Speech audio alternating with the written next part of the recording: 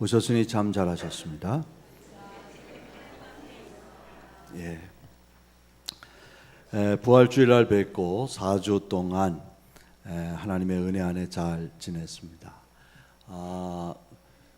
저는 그 4주 동안 경북 포항과 전남의 곡성, 그리고 잠실, 그리고 인천 남동구에 있는 우리가 서로 돕고 협력하는 교회들을 돌아보고 또 설교도 하고 또 가서 이제 교회 형편도 살피고 또 그 교회의 필요들도 이야기 듣는 그런 시간들을 가졌습니다.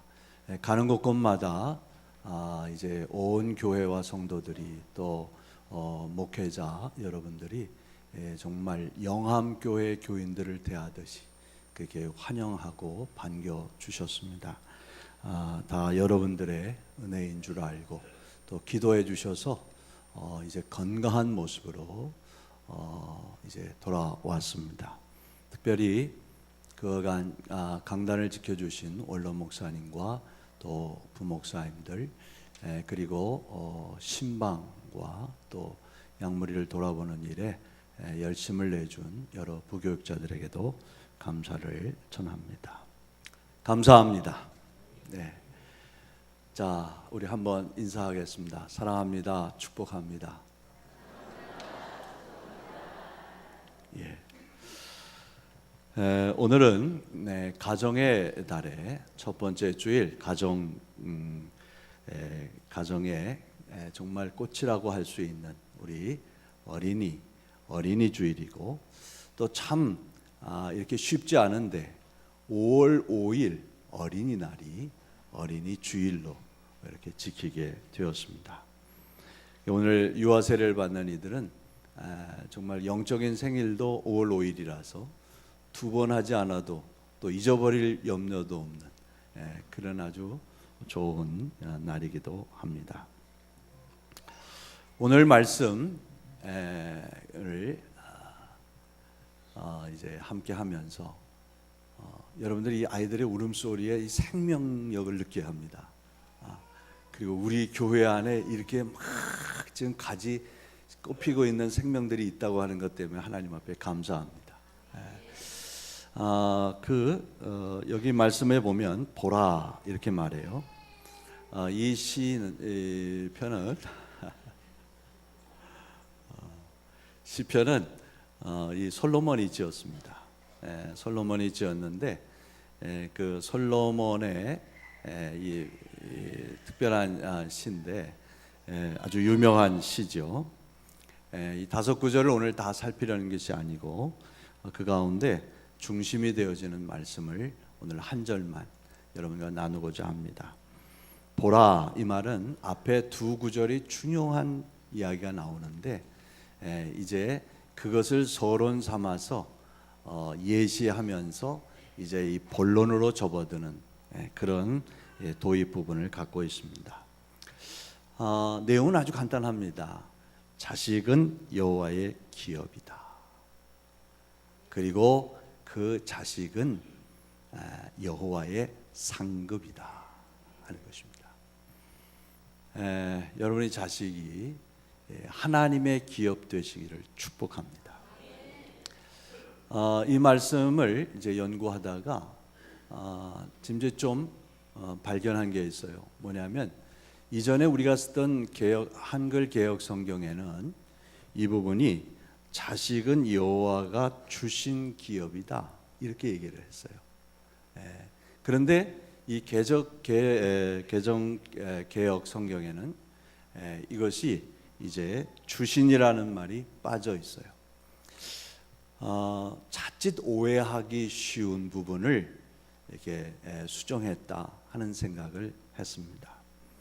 자식은 여호와께서 주신 기업이다 할 때 사람들은 왕왕 자기가 중심이 되어서 하나님이 주신 자식, 그것이 기업이다.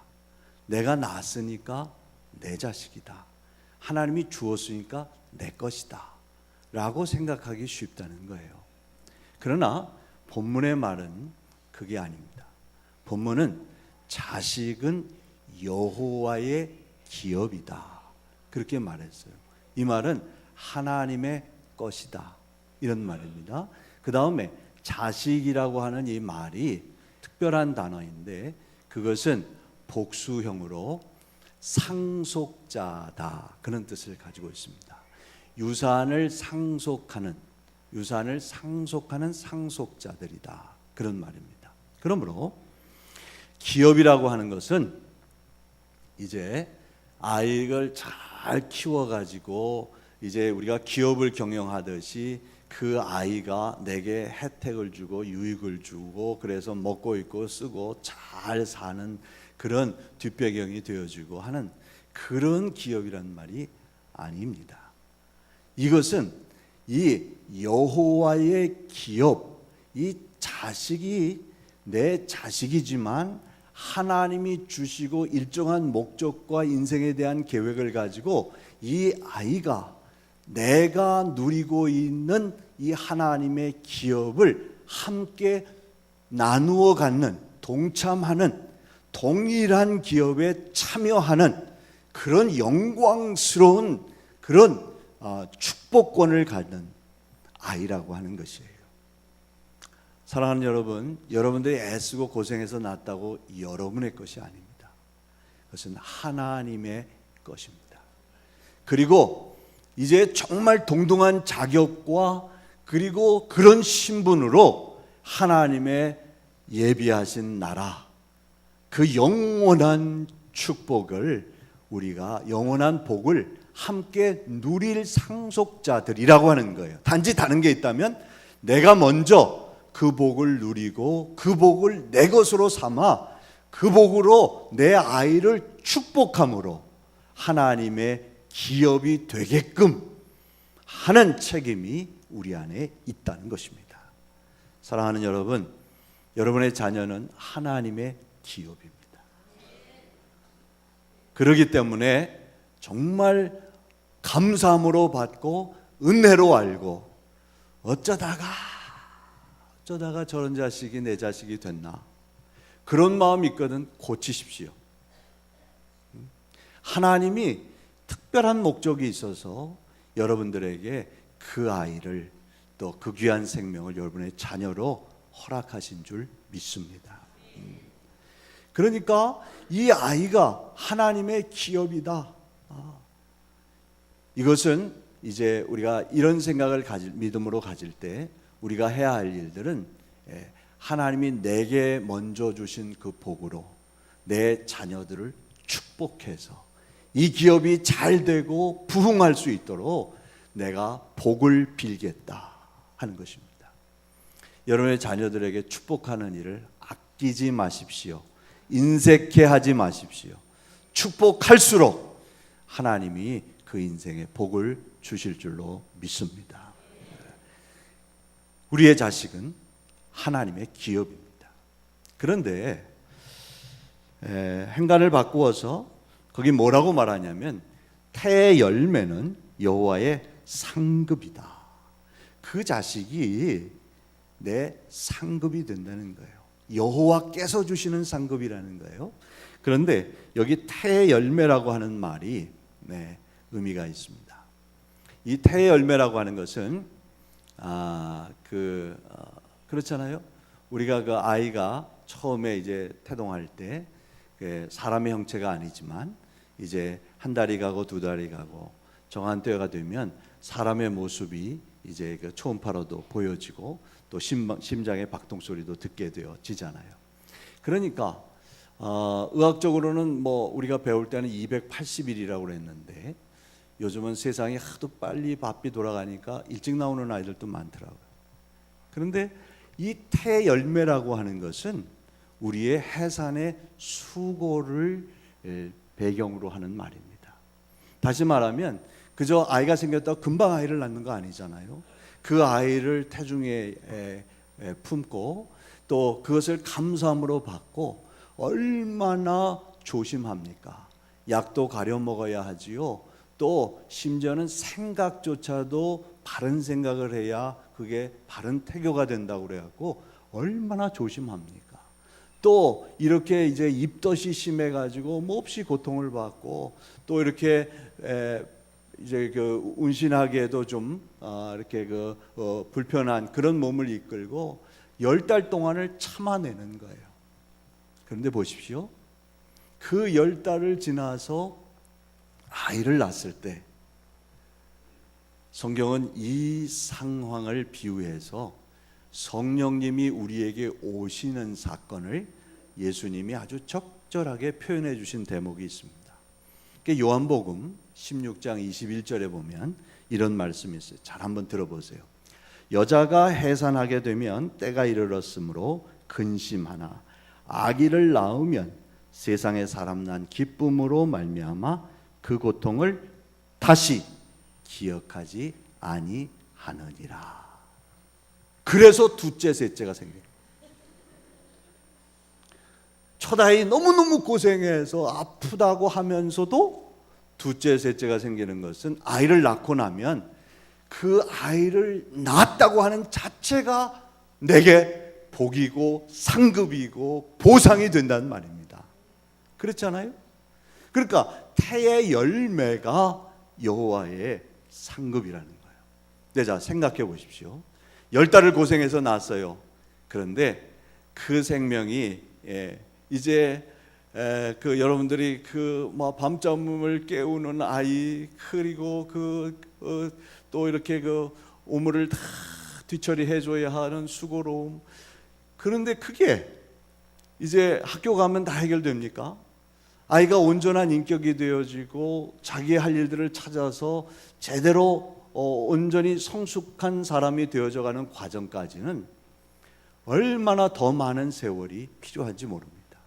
그러니까 자 여러분 10달을 고생해서 그 태어났을 때 그 큰 기쁨으로 아이를 상급으로 받았다면 이제 하나님이 열어놓으신 이 기업에 내가 이 아이와 함께 받아 누려야 할 그 엄청난 영광스러운 축복을 이제 나눔에 있어서 내가 더 많은 세월을 수고하고 더 많은 조심을 하고 더 많은 일들을 하나님 앞에서 감당하게 되어질 때 우리에게 돌아오는 그 상급과 환원되어지는 영광과 그리고 그 기쁨은 얼마나 더 크겠냐는 것입니다. 그래서 우리가 우리에게 주어진 자녀를 잘 양육해 놓으면, 정말 믿음으로 잘 간수하고 축복하고 키워 놓으면 그것이 큰 내 인생의 상급이고 자랑이고 기쁨이고 보람이 되어질 수 있다 하는 것입니다. 나이는 이렇게 연세 높으신 우리 어머니 아버지들이 많이 계신데, 나는 여러 어른들에게 꼭 부탁하고 싶은 게 있어요. 이제 여러분들이 자식들에게 그렇게 미안해하지 마십시오. 정말 신앙인이라면, 그리고 미래에 대한, 천국에 대한 확실한 소망이 있고, 그리고 예수 그리스도의 십자가의 보혈로 구속받아서 이제는 영원한 나라의 참 주인이 될 것이라고 하는 그런 믿음이 있다면 여러분들 자녀들에게 당당하십시오. 한국에는 좀 희한한 부자들이 많아요. 그래서 보니까 10살이 채 안 됐는데 뭐 1살, 2살 이런 아이도 이 억대에 이르는 재산가들이 있습니다. 그러니까 우리가 어떻게 보면 정말 부모 잘 만나서 할아버지, 부자 할아버지 덕에 그렇게 출발부터 든든한 배경을 가지고 인생을 출발하나. 그러나 그것이 정말 그런 목적으로 그렇게, 제가 듣기에는 이제 뭐 세금을 좀 내는데 그게 어떤 지혜로운 방법이라고 하고, 그래가지고 우리나라에 그런 아이들이 118명이나 된답니다. 자, 여러분, 그건 유산이 아닙니다. 정말 우리가 믿음의 확신이 있다면 우리가 지금 누리고 이 확신한 이 일이 내 자녀들의 목도 될 것이다. 하나님이 저들의 분깃이 될 것이다. 험한 세상에서도 하나님이 저들의 소유가 되고 하나님만 계시면, 하나님만 바로 섬기면 모든 축복이 그로부터 시작되고 또 그로부터 운행되어지고 그로부터 결론지어질 것이다 하는 그런 확신이 있다면, 이 자식아 네가 부모 잘못 만나서 고생하지, 이런 말 하지 마시라는 거예요. 사랑하는 여러분, 내 자녀는 여호와의 기업입니다. 그러므로 내가 그 기업을 풍성하게 누리고 그 기업의 축복을 자녀들에게 축복할 때 그 자녀들이 나보다 더 큰 축복을 누리게 될 줄로 믿습니다. 그렇게 되어야 합니다. 사랑하는 여러분, 그래 오늘 제 메시지의 결론은 이것입니다. 하나님의 기업으로 주신 자식을 통해서 이제는 하나님의 영광을 드러낼 수 있는 여러분들의 큰 상급이 될 수 있도록 그 자녀들을 축복하며 기도하며 돌보며 키울 수 있기를 축원합니다. 잠언은 그것을 세 가지로 간단하게 정리해 주고 있습니다. 첫째는 하나님을 경외하도록 가르쳐야 된다 하는 거예요. 살다 보면 두려울 게 많고요, 예기치 못한 상황에 능력이 부족해서 주춤거려야 할 때가 얼마나 많이 있습니까? 그러나 정말 중요한 것은 하나님만 정말 두려워할 수 있으면, 하나님이 우리가 참으로 두려워할 존재라고 하는 사실을 깊이 깨닫기만 하면 평생을 정서적으로나 또 삶으로 안정적인 삶을 살아갈 수가 있습니다. 그렇기 때문에 하나님을 경외하는 법을 가르쳐 주어야 합니다. 잠언 1장 7절에 보면 같이 한번 읽어보겠습니다. 여호와를 경외하는 것이 지식의 근본이요 미련한 자 지혜의 멸시하는. 일부 예배에 어떤 분이 자식의 근본이요는 이렇게 읽으시더라고요. 근데 그 실수로 그분은 그렇게 잘 안 보여서 그게 읽으셨는지 모르지만 듣고 보니까 그 말이 맞는 말이더라고요. 여호와를 경외하는 것이 내 자식의 근본이라. 사랑하는 여러분, 하나님을 경외하는 것을 제대로 가르치면 됩니다. 우리가 아이를 양육함에 있어서 어디에 중심을 두어야 될 것인가? 하나님의 형상을 회복하기 위해서 가장 중요한 게 무엇인가? 하나님을 바로 두려워하고 사랑할 줄 아는 법을 가르쳐 주는 것이에요. 우리가 꽃밭에 씨를 뿌리면 정말 화사한 꽃들이 향기롭게 피어서 정말 아름다운 꽃밭을 이룰 것을 기대합니다. 그러나 씨를 뿌려놓고 손대지 않고 가만히 두면 머지않아서 잡다한 풀들이 올라와서 꽃밭을 완전히 풀밭으로 만들고 말 것입니다. 하나님이 기업으로 주신 생명, 기업을 운영하는 사람들이 밤잠을 안 자고 연구하고 어떻게든지 그 기업을 융숭하게 일으키려고 애를 쓰는 것처럼 하나님이 하나님의 기업으로 주신 이 자녀를 내가 최선을 다해서 하나님 경외하는 법을 가르치면 하나님께서 그 아이를 책임져 주실 것입니다. 이게 정말 중요한 거예요. 근데 하나님을 경외하는 법을 어떻게 가르치는가? 그것이 예배입니다. 하나님 두려워하는 법을 가르쳐요. 이 야곱의 집안에 큰 두려움이 임했어요. 세겜에 그들이 살 때 그 세겜족 가운데 그 아들인 하몰이라고 하는 사람이 와서 그 하나밖에 없는 딸을 강간을 했습니다. 이 사실을 알고 온 집안이 발칵 뒤집어졌습니다. 오빠들이 이제 양치러 갔다가 돌아와 가지고 이야기를 듣고 분을 삭히지 못합니다. 그리고서는 이제 우리가 이렇게 된 거 어떻게 하겠느냐, 정혼하자. 거짓으로 혼약을 하고, 그리고 저들이 이제 할례를 받아야 우리는 정혼할 수 있다. 법이 그렇다. 그래서 할례를 받게 해서 어기적거리면서 힘을 못 쓸 때 이 레위와 레위가 들어가서 다 레위와 시므온이 모든 남자를 죽여버립니다. 엄청난 사륙이 일어납니다. 그러니까 그 주변에 있던 모든 종족이 긴장을 하고 이 야곱의 가정을 집중해서 경계하고 미워하는 마음이 생깁니다. 어느 날 이제 이 땅의 주인들이 다 일어나서 우리를 칠 줄 모르는 그런 위기 속에 처하게 됩니다. 그럴 때 그 두려움 가운데서 이 야곱이 했던 일은 그 자기 가족들을 다 추스려 일으켜 가지고 이제 베델로 올라갑니다. 베델이라고 하는 곳은 자기가 고향을 등지고 떠날 때 20년 객지 생활을 시작할 때 하나님이 그 밤에 나타나서 이제 돌을 베고 자던 그 노천 야숙하던 자기에게 하나님의 살아계심을 보여주었던 장소였고, 일어나서 그 돌을 베개 삼았던 돌을 세워놓고 기름 부어서 그것을 제단으로 하나님 앞에 예배하고, 내가 돌아오면 여기에 하나님께 예배하겠습니다, 11조 하겠습니다 서약했던 곳입니다. 그런데 인생의 실패가 찾아들었을 때, 문제가 생겼을 때, 위기 속에 내몰리게 됐을 때 야곱은 그때 거기를 생각하게 됩니다. 그리고 온 가족이 그곳에 가서 이제 하나님께 제사하고 예배하고 다시 그 인생이 하나님의 허락하심과 두렵게 하심으로 그 주변의 사람들을 감히 넘보지 못하게 만드시고 그들이 새로운 삶을 시작하게 합니다.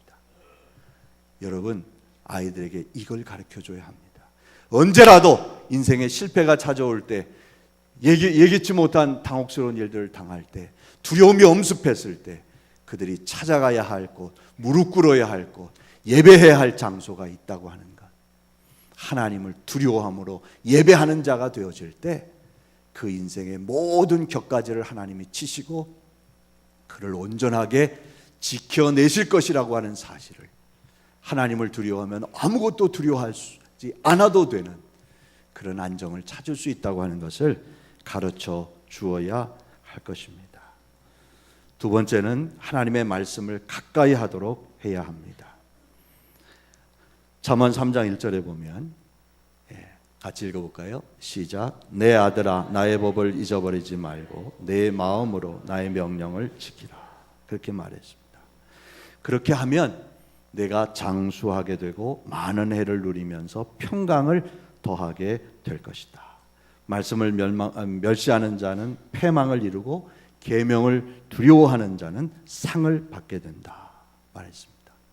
우리가 마땅히 아이에게 행할 길을 가르치라. 그리하면 늙어서도 그것을 그 길에서 떠나지 않을 것이다. 잠언 22장 6절은 그렇게 말씀하고 있습니다.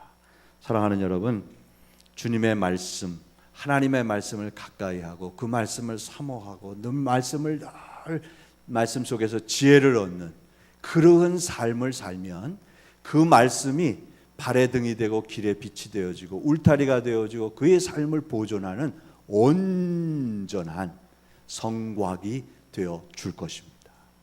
아이들을 그래서 말씀을 가깝게 하는 일을 여러분들이 오늘 유아세례를 받는 여러분들이 특별히 유념하고 그리해야 됩니다.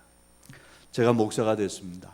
근데 제가 목사가 된 것은 저희 집에 그 손이교회에서 저희 아버님 43, 어머니가 36이 되도록 아이가 없었습니다. 그런데 기도하면서 하나님, 예수 믿고 내가 이렇게 시집을 왔는데 아이까지 없어서 이렇게 모멸을 당하고 어려운 일을 당하고 있습니다. 하나님, 아이 하나 주시면 하나님 앞에 소원해서 꼭 목사 만들겠습니다 하고 소원했어요.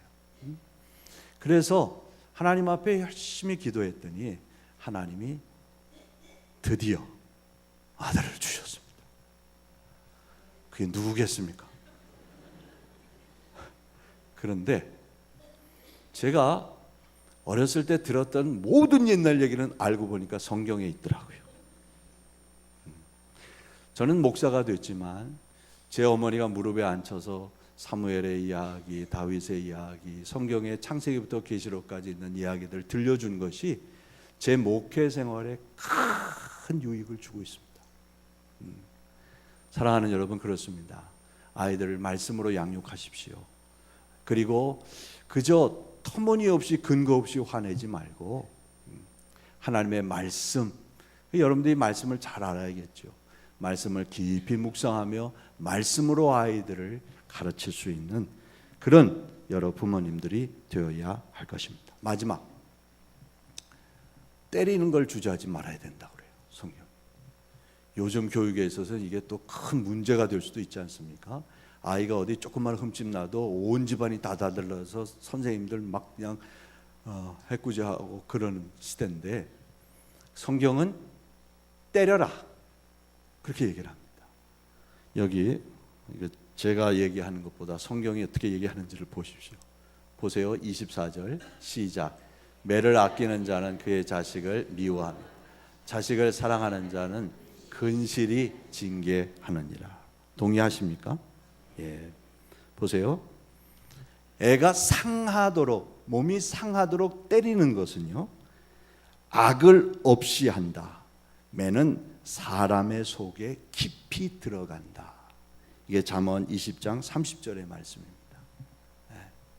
그러니까 말로 해서 겉도는 거를 매질을 하면 그게 이제 깊이 들어가서 속에 깊이 자리 잡고 있는 악한 것들, 게으른 것들, 태생적으로 고쳐지지 않는 그런 것들을 바꾸고 변화시키고 새롭게 한다는 거예요.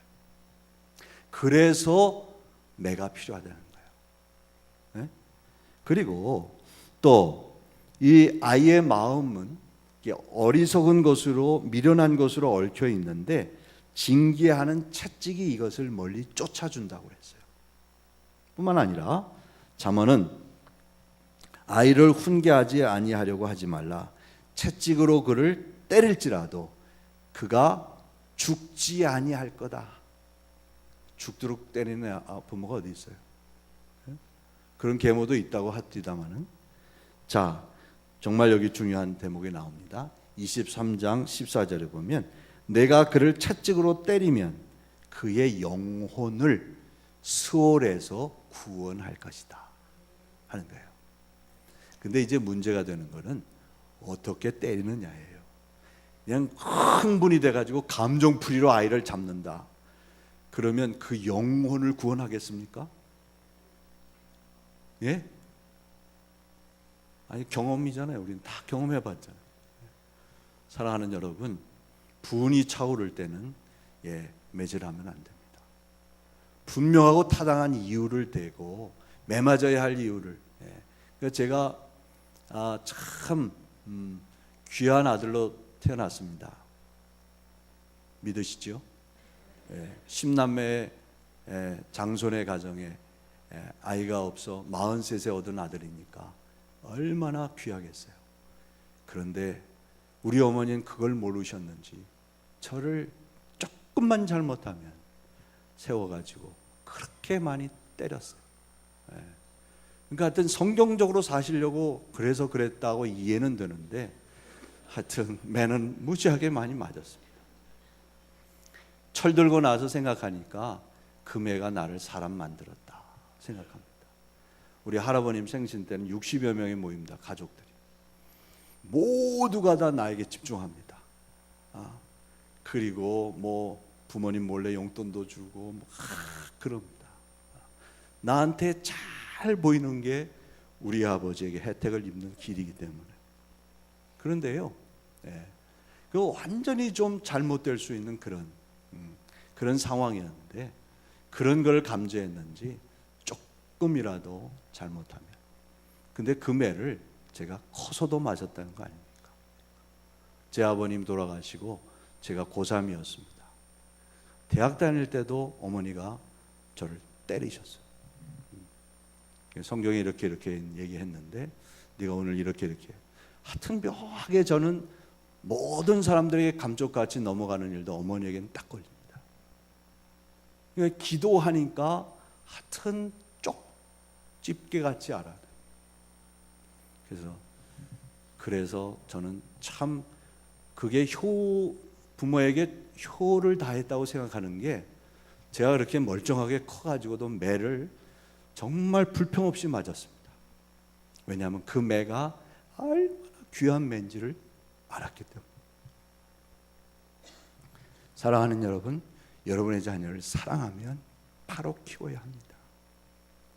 정말 생명을 걸고라도 그 아이를 잘 하나님의 유업을 함께 받아 누릴 귀한 내 상급인 이 귀한 자녀를 정말 하나님 앞에서 잘 키워야 합니다. 그 수고에 대한 보상은 반드시 있습니다. 사랑하는 여러분, 부탁합니다. 이제 우리의 자녀 기업을 함께 누릴 것입니다. 교회 안에 주 안에 함께 있는 우리의 모든 믿음의 가족들 안에 있는 자녀들, 내 자녀입니다. 우리가 함께 하나님의 유업을 누릴 하나님의 그 축복을 함께 죽음 저 건너편에서 영원으로 누리게 되질 그 모든 이들은 우리의 자녀입니다.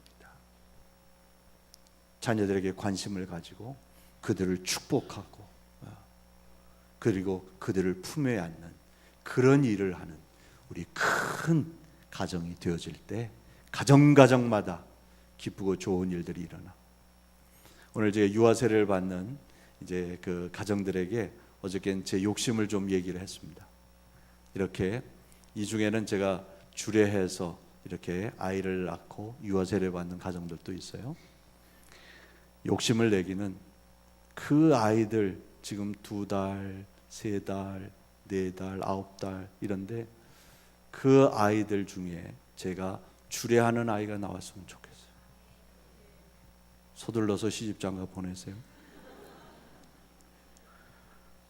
그건 뭐 내가 주례하고 싶어서 하는 게 아니라 이 말은 무슨 말이냐면 교회가 이 정말 어려운 세상을 살아가는 젊은 가정의 아이들을 기도하고 보듬어안고 격려하고 축복해서 부모가 올바르게 양육할 수 있도록 도와줘야 할 책임이 우리 안에 있다는 거예요. 여러분, 곡식은 남의 밭의 곡식이 커 보이고 자식은 내 자식이 커 보인다는 말이 있잖아요. 그러니까 자기 중심으로 볼 때는 우리가 그런 일을 할 수 없어요. 그러나 우리가 정말 이 큰 교회 안에서 큰 가정된 교회 안에서 모두가 다 우리 유치부, 영아부, 뭐 유초등부, 중고등부 다 자라는 아이들이 우리 자녀다. 왜요?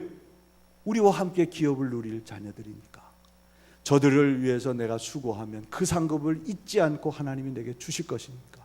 소자 하나도 내 이름으로 대접하면 그 상을 잃지 않겠다고 하셨는데 정말 우리가 이런 공적인 관념 또 좀 더 넓은 생각을 가지고 우리 교회를 또 우리의 자녀들을 양육하는 일을 사회에서 저들을 지켜내는 일을 감당해야 할 것입니다.